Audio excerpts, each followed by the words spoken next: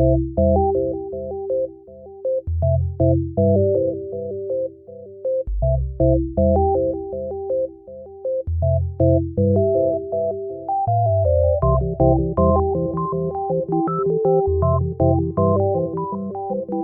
to Manawaker Studios Flash Fiction Podcast.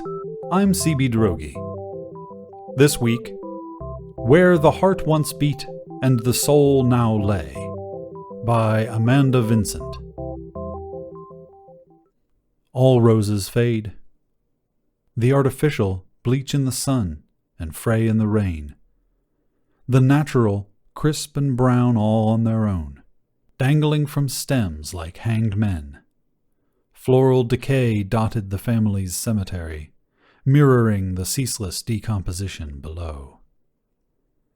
Kip leaned forward, careful not to disturb the slightest flake of rust on the wrought iron fence. If they sensed him, he would be chased away before he could so much as catch a glimpse of her. She rose with the moon and sprouted from the earth, a spirit rose rooted in the compost of her long-rotted corpse. Celine smiled her century-old smile, the one that never faded, the one that was always his. "I love you, Celine," he whispered, his voice a falling petal they would never hear land. Her darkened sockets glimmered.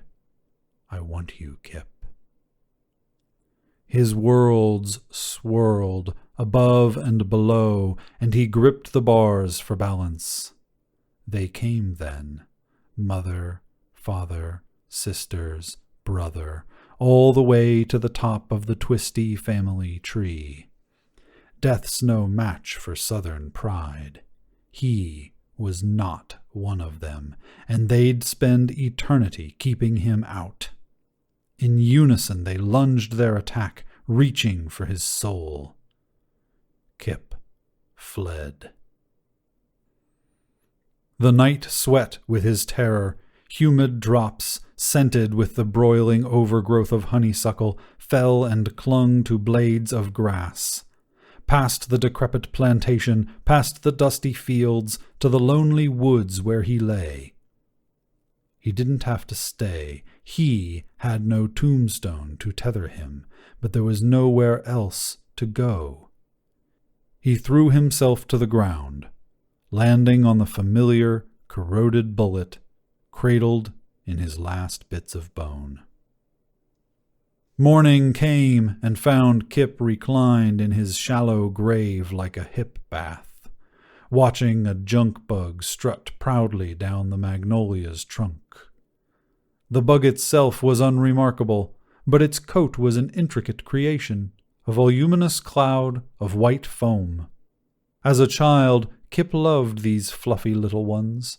They climbed across his fingertips and cuddled his sweaty palm, the closest he'd ever get to a pet.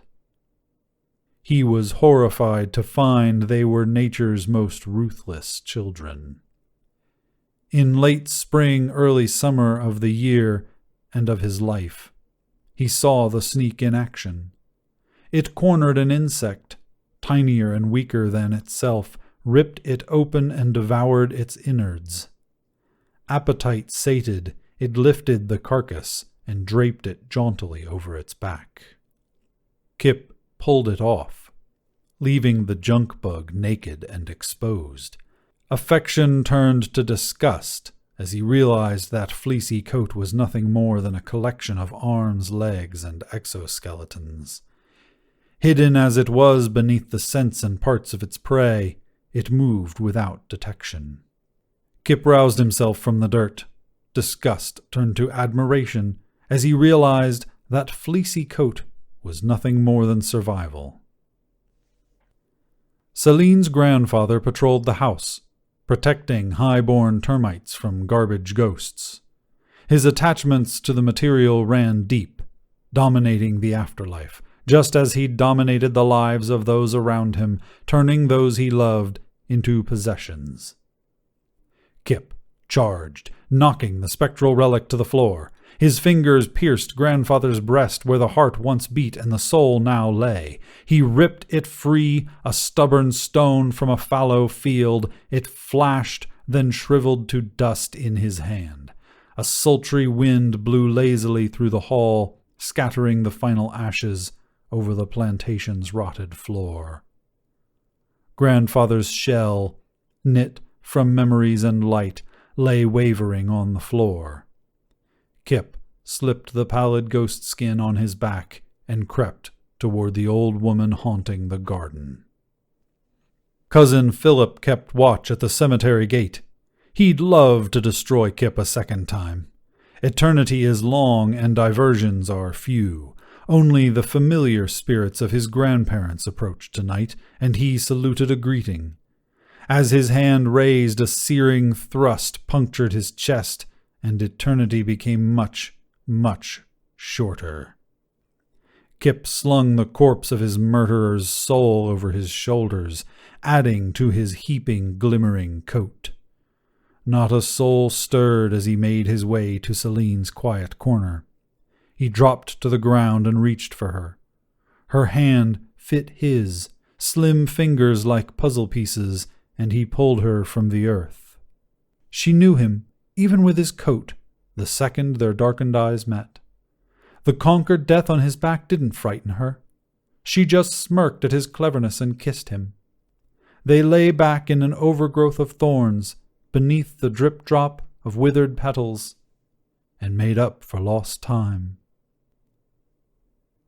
It took her father 2 weeks to notice. He avoided her grave, and she avoided his. It wasn't the guilt of her death that kept him away, just undying fury at her shame. Joy made Kip careless, and Celine was never one to care, and soon their laughter disturbed the graveyard tedium. Father rose and stormed the corner, slicing the air with crackling heat. Black lips curled over pointed teeth, but his venomous tirade fizzled in a puff of steam. His jaw dropped, then the rest of him followed, his dull glow caught by the thorny limbs of feral roses. The wind pulled the dust from Celine's hands, tossing it irreverently over the fence. She plucked the ghost skin from the bushes and threw it over her shoulders like a cape. Regal and terrifying, she alighted her tombstone. Her hollow glare penetrated both soil and souls, and the cowering family shades burrowed down deep to await the rapture.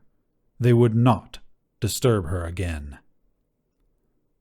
A green lacewing fluttered through her, a delicate insect like the soul of the spring.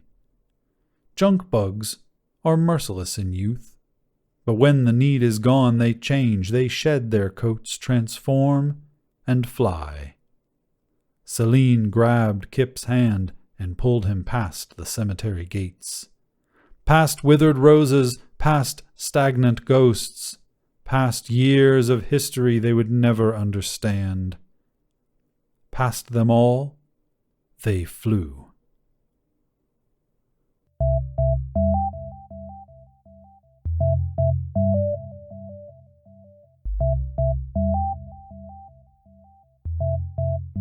This has been Where the Heart Once Beat and the Soul Now Lay, written by Amanda Vincent. Manawaker Studios Flash Fiction Podcast is supported by patrons on Patreon. Visit patreon.com/Manawaker to find out more. The Flash Fiction Podcast theme song is by Kevin MacLeod. Manawaker Studios' director of DICE is Ben Baston. The podcast is produced, edited, and narrated by me, CB Droege. You can follow me on Twitter at CBDROEGE. Thanks for listening.